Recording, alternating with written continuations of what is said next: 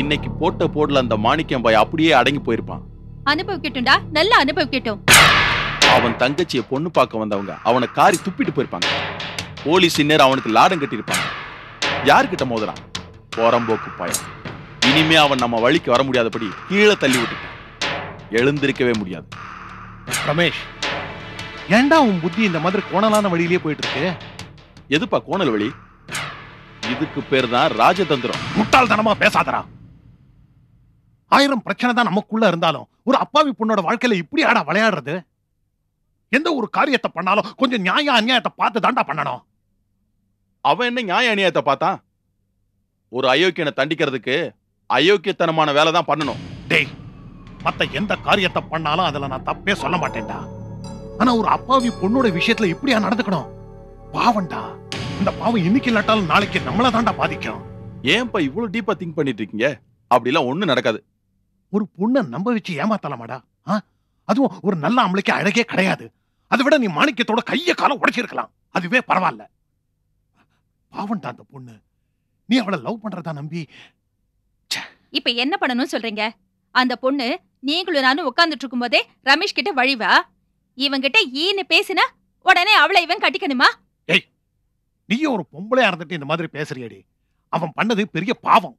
அவர் கடக்காரரா, இந்த மாதிரிதான் பைத்தியக்காரத்தனமா ஏதாவது ஒண்ணு சொல்லிட்டே இருப்பாரு. நீ பண்ண தாண்டா கரெக்ட். அன்னைக்கு இன்கம் டாக்ஸ் ரைட் வந்து நம்மள எவ்வளவு எல்லாம் பாடுபடுத்தினான். அப்ப என் வயிறு எவ்வளவு எரிஞ்சது. அத மாதிரி அவங்க விட்டு எல்லார் வயிறும் எரிய வேண்டாமா? நம்மள மாதிரி அவங்களுக்கு தூக்கம் கெட்டு புலம்ப வேண்டாமா? உங்க அப்பா சொல்லத கேட்டு நீ குழம்பாதரா. நீ பண்ணதுல தப்பு ஒண்ணுமே இல்ல. ஏண்டி என்னடி பேச்சு பேசுற? மாணிக்கம் பண்ண தப்புக்கு அவனை தண்டிக்கிறது நியாயம். அந்த அப்பாவி பொண்ணு கூடவா தண்டிக்கணும்? நாமளும் ஒரு பொண்ணை பெத்து வச்சிருக்கோம். அந்த பாவம் அவ தலையில விழுந்துருமோன்னு நான் பயந்துகிட்டு இருக்கேன். எதோட எதை முடிச்சு போடுறீங்க? நம்ம பொண்ணுக்கு அப்படி ஒரு நிலைமை எல்லாம் வரவே வராது. அவ ராசாத்தி மாதிரி இருப்பா. நம்ம பொண்ணுக்கு கெடுதல் வர்ற அளவுக்கு நான் ஒண்ணு பாவம் செஞ்சிடல. திருத்தவே முடியாது.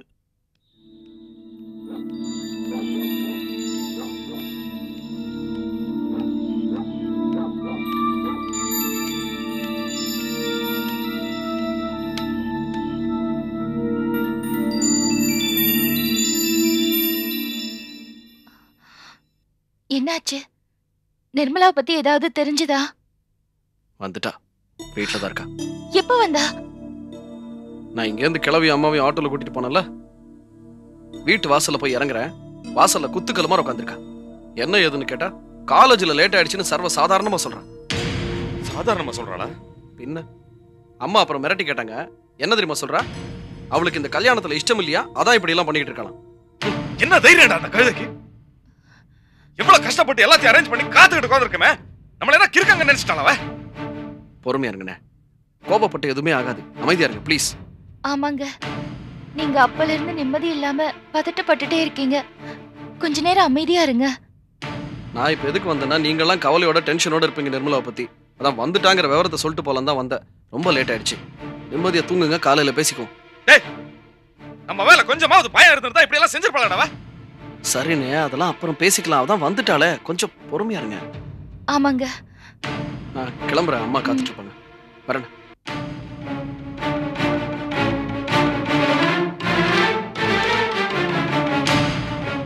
நம்ம தான் படிக்கலையே, இந்த கழுதையாவது படிக்க வைப்போமேன்னு எவ்வளவு கஷ்டத்துக்கு நடுவில் இவ்வளவு படிக்க வச்சேன். கேட்கும் போதெல்லாம் புத்தகம் அது இதுன்னு எல்லாத்தையும் கொடுத்தேன். என்னோட சௌகரியங்களை குறைச்சுக்கிட்டு இவளுக்கு செஞ்சேன். எப்படி அசையுது? சரி விடுங்க. எப்படி சரோ? எப்படி விட முடியும்? கூட பிறந்த அண்ணனா என்னோட மான மரியாதை பத்தி கொஞ்சம் கூட கவலைப்படாம இப்படி செஞ்சு வச்சிருக்கா. இப்படி ஒரு தங்கச்சி இருப்பாளா? முடியல சரோ, முடியல. அவ மனசுல வேற ஏதாவது இருக்கலாம். என்ன இருந்தாலும் சொல்லி தொலைக்க வேண்டியதானே? இப்படி அசையுது.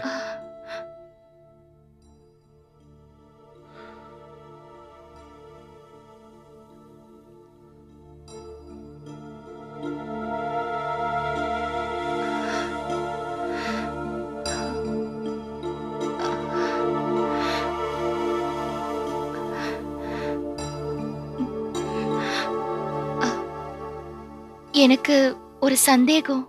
என்ன? சொல்றதுக்கு தயக்கமா இருக்கு. ஐயோ, எவ்வளவோ பிரச்சனை வந்துச்சு, இப்போ என்ன தயக்கம் சொல்லு. ரொம்ப நாளைக்கு முன்னாடி ஒரு நாள் நான் நிர்மலாவை ரமேஷ் கூட பார்த்தேன். செல்வம் கூட நிர்மலாவை ஹோட்டல்ல ஒரு ஆம்பளையோட பார்த்ததா சொன்னாரு. எனக்கு என்ன சந்தேகம்னா, அந்த ஆம்பளை ரமேஷா கூட இருக்கலாம் இல்லையா? எதுக்கு சொல்ற என்கிட்ட அது மறைச்ச? அந்த ரமேஷோட இல்லங்க, இது வெறும் சந்தேகம். வாய மூடு, வாய மூடு. இதே உன் தங்கச்சிகளை யாராவது பத்தி இந்த மாதிரி ஒரு சந்தேகம் வந்திருந்தா சும்மா இருந்திருப்பியா? என்ன ஏதுன்னு விசாரிச்சு சரி பண்ண தானே முயற்சி பண்ணிருப்ப. ஏன் தங்கச்சி உனக்கு இலக்காரம்? இல்லங்க, அப்படி இல்ல. அன்னைக்கு செல்வம் நிர்மலாவை ஹோட்டல்ல பார்த்த விஷயத்தை உங்க வீட்டுல சொன்னப்போ யாரும் அத பெருசா நினைக்கல. அப்படி இருக்கும்போது நான் என்னோட சந்தேகத்தை சொன்னா யார் கேட்க போறாங்க? அது மட்டும் இல்ல, நிர்மலாவை நான் வேணும்னே அசிங்கப்படுத்துறேன்னு உங்க அம்மாவும் நிர்மலாவும் சேர்ந்து என்ன ஒரு வழி ஆக்கிருப்பாங்க. இந்த விஷயம் சொன்னதுக்கு செல்வத்தை எப்படி தாறுமாறா பேசினாங்க? என்ன மட்டும் விட்டுருவாங்களா? நீ சொல்ற காரணம் உண்மையாவே இருக்கலாம். ஆனா உனக்கு உண்மையாவே அக்கறை இருந்திருந்தா நான் என்ன சொல்லுவேன், அம்மா என்ன சொல்லுவாங்க, தங்கச்சி என்ன சொல்லுன்னு கவலைப்படாம என்கிட்ட உண்மையை சொல்லிருப்பேன். என் தங்கச்சி வாழ்க்கையை பத்தி கொஞ்சம் கூட அக்கறை இல்லாம உன்னை திட்டுவாங்கன்ற ஒரே காரணத்துக்காக உண்மையை என்கிட்ட மறைச்ச பாரு. என்னை பொறுத்த வரைக்கும் அதான் பெரிய தப்பு. சந்தேகம் என்ன இருந்தாலும் என்கிட்ட சொல்லி தொலைச்சிருக்கலாமே. நீங்க சொல்றதெல்லாம் சரிதாங்க. தப்புதான், தப்பு என்னோடதுதான். இந்த விஷயத்தை பொறுத்த வரைக்கும் நான் தான் ரொம்ப பொறுப்பு இல்லாம நடந்துகிட்டேன். ரொம்ப லேட்டா வருத்தப்படுறேன், ரொம்ப லேட்.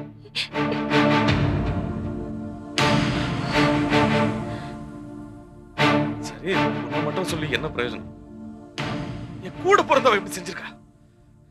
இந்த ரமேஷ் என்ன எவ்வளவு கேவலப்படுத்திருக்கான். ஒழிச்சு கட்டணும் அலையறான்.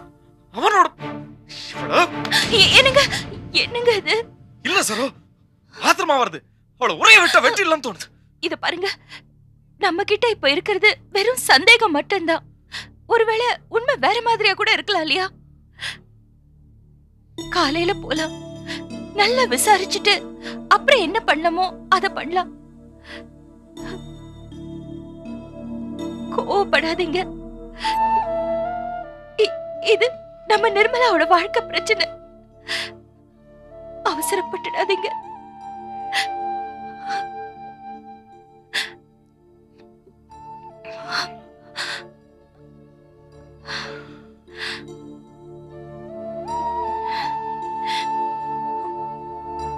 கொஞ்சம் தண்ணி கூட.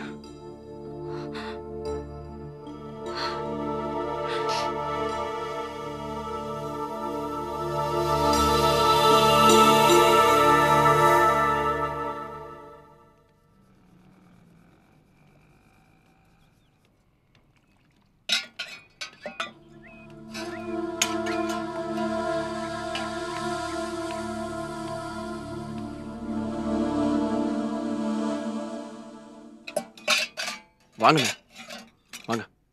என்ன சொல்லுவாங்க, கிளம்பிட்டியா? ஆமாண்ணே, கடையில் நிறைய வேலை இருக்கு, சரக்கு வருது, பேங்க்குக்கு வர போகணும். கொஞ்சம் இப்படி வா. நேற்று வீட்டில் நடந்த விஷயம், போலீஸ் பிரச்சனை, இதெல்லாம் மனசில் போட்டு அழட்டிக்காத. அப்புறம் யாராவது வந்து இதை விசாரிக்கிற மாதிரி வம்பு பண்ணால் கூட எனக்கு ஒன்றும் தெரியாதுன்னு கட் பண்ணி விட்டுரு. ஏன்னா நம்ம கீழே விழுந்த உடனே ஏறி மிதிக்கிறதுக்குன்னே நிறைய பேர் இருக்காங்க. அவங்களுக்கு நம்ம வாய்ப்பை கொடுத்துடக்கூடாது. சொல்கிறது புரியுதுண்ணே, நான் பார்த்துக்கிறேன். நான் இந்த பிரச்சனையை முடிச்சுட்டு வரேன், நீ கிளம்பு. சரிண்ணே, வரேண்ணே. ஏமா கேட்டீங்களா உங்க பொண்ண எங்க போயிருந்தாலாம்? என் கருமாதிக்கு நாள் குடிச்சிட்டு வரானாமா? கேட்க வேண்டியதானே எங்க போய் தொலைஞ்சான்னு. என்னடா இப்படி எல்லாம் பேசுற? நீ இந்த மாதிரிலாம் பேச மாட்டியே. நேத்து ராத்திரி தான் ஏதோ கோவத்துல பேசுறேன்னு பார்த்தா இப்ப வந்து உன் மக அப்படி இப்படின்னு பிரிச்சு பேசுற. அவ உன் தங்கச்சிடா, அவளை கேட்கறதுக்கு உனக்கு எல்லா உரிமையும் இருக்கு. அவளை 4 சாத்து எங்கடி போனேன்னு கேட்க வேண்டியதானே? மனசுல பாசம் இருந்தா எல்லா உரிமையும் வரும். ஆனா இவ அண்ணமான யார் முன்னாடி போனா எனக்கு என்ன அலட்சியமா இருக்கா? இவகிட்ட நான் தங்கச்சி பாசம் வேண்டியிருக்கு. என்ன இருந்தாலும் தங்கச்சி பாசம்லாம் விட்டு போகாதுரா. நீங்க தான் அப்படி சொல்றீங்க. இவ்வளவு பிரச்சனை நடக்குது, நான் செஞ்சது தப்புன்னு ஒரு வார்த்தை வாயில வருதா? ஓம கொட்டா மாதிரி நிக்கிற பாரு. அண்ணே ரொம்ப பேசாத. எனக்கு தான் இந்த கல்யாண ஏற்பாடு இஷ்டம் இல்ல நான் சொன்னேன்ல. நீ கேட்கல, அதான் நான் வரல. அப்புறம் எதுக்கு நான் சும்மா திட்டிட்டு இருக்க? ஏய், இந்த விஷயம் அவ்வளவு சாதாரணமா போச்சு அவனுக்கு? நீ செஞ்ச காரியத்தால நம்ம குடும்பத்துக்கு அவமானமா போச்சு. இது பாருண்ணே, வாய்க்கு வந்தபடிலாம் பேசாத. நேத்து நான் வரல உண்மைதான். அதுக்கு என்னமோ பெருசா அவமானம் அதுன்னு என்ன மட்டும் குத்த சொல்லிட்டு இருக்க? நேத்து போலீஸ் உன் வீட்டுக்கு வந்து உன்னை தர இழுத்துட்டு போச்சே, அந்த அசிங்கத்துக்கு நானா காரணம்? ஏதோ என்ன திட்டுறது ஈஸின்னு ஏதேதோ பேசுறத. ஏய், வாய மூடுறி. எதுக்கு நேத்துக்கு நீ வீட்டுக்கு வரலன்னு எனக்கு தெரியும். போலீஸ் எதுக்கு வீட்டுக்கு வந்துச்சுன்னு எனக்கு தெரியும். யார் கொடுக்கற தைரியத்துல நீ இவ்வளவு தூரத்துக்கு ஆடுறேன்னா எனக்கு நல்லா தெரியும். சொல்லு, நேத்து சாயந்தரம் யாரோட இருந்த? சொல்லு, இல்லைன்னா கொன்னே விடுவேன். அண்ணே, ஏதேதோ கற்பனை பண்ணிட்டு பேசாத.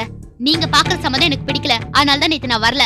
ஓ, இன்னும் யார் மாப்பிள்ள என்ன பாக்கல, ஆனா இந்த சம்பந்தம் உனக்கு பிடிக்கல. சரி, உனக்கு பிடிச்ச மாப்பிள்ள யாரு?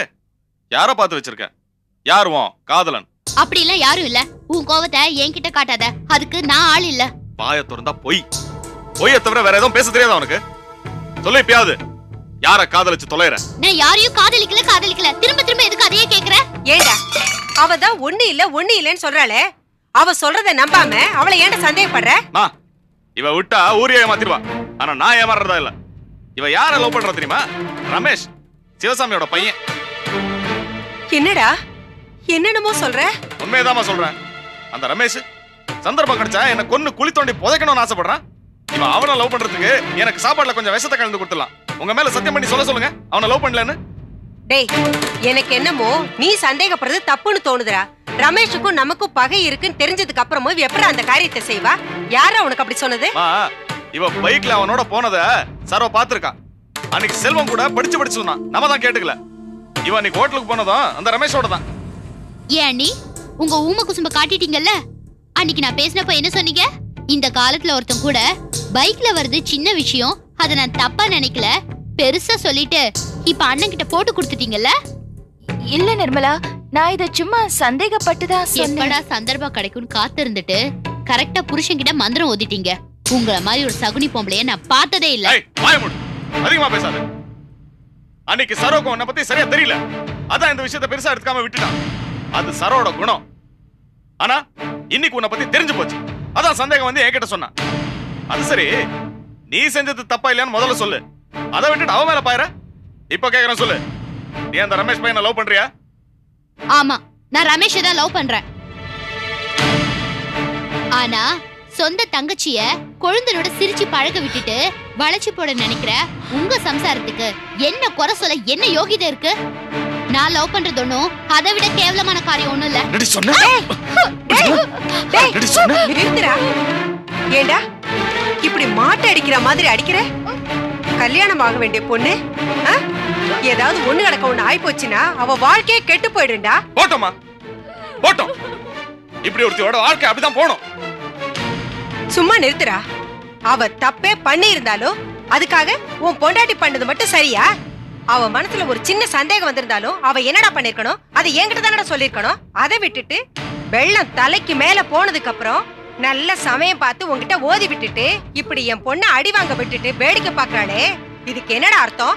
நம்ம குடும்பம் கெட்டு போனாலும் பரவாயில்லன்னு தானே அவ மனசுல நினைச்சிட்டு இருக்கா. இப்ப பிரச்சனை சரவ பத்தி இல்ல, இவள பத்தி. அந்த ரமேஷ் பையன் எல்லா விதத்திலும் எனக்கு எதிரின்னு தெரிஞ்சா இவன் அவளை லவ் பண்றான்னா அதுக்கு என்ன அர்த்தம்? அவர் ரொம்ப நல்லவர், உங்கள மாதிரி இல்லன்னு அர்த்தம்.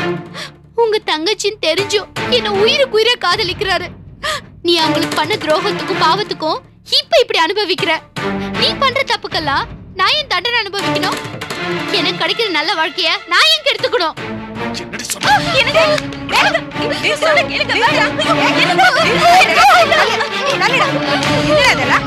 ஏண்டா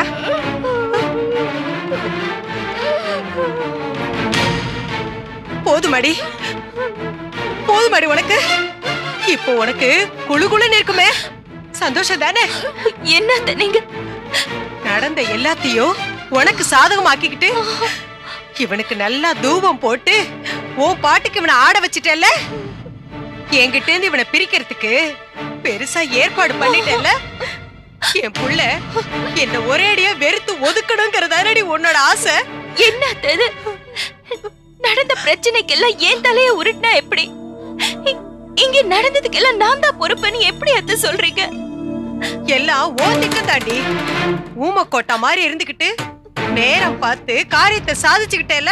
இவ என்னையும் என் மகளையும் வெறுத்து ஒதுக்கிட்டா உனக்கு பிரச்சனை இருக்காது பாரு. உன் தங்கச்சிய கொழுந்தனுக்கே கட்டி வச்சுட்டா 2 இளிச்ச வாயன்களையும் வீட்டோட மாப்பிளையா வச்சுக்கலாம் இல்லையா? கரெக்டா சொன்னமா. உன் பிள்ளைக்கு நல்லா உரைக்கிற மாதிரி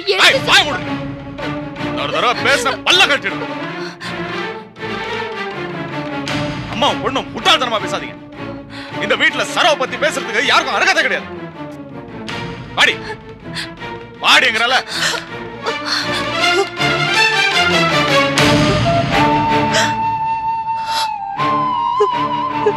இப்படி புத்தி மாறி போயிட்டானே.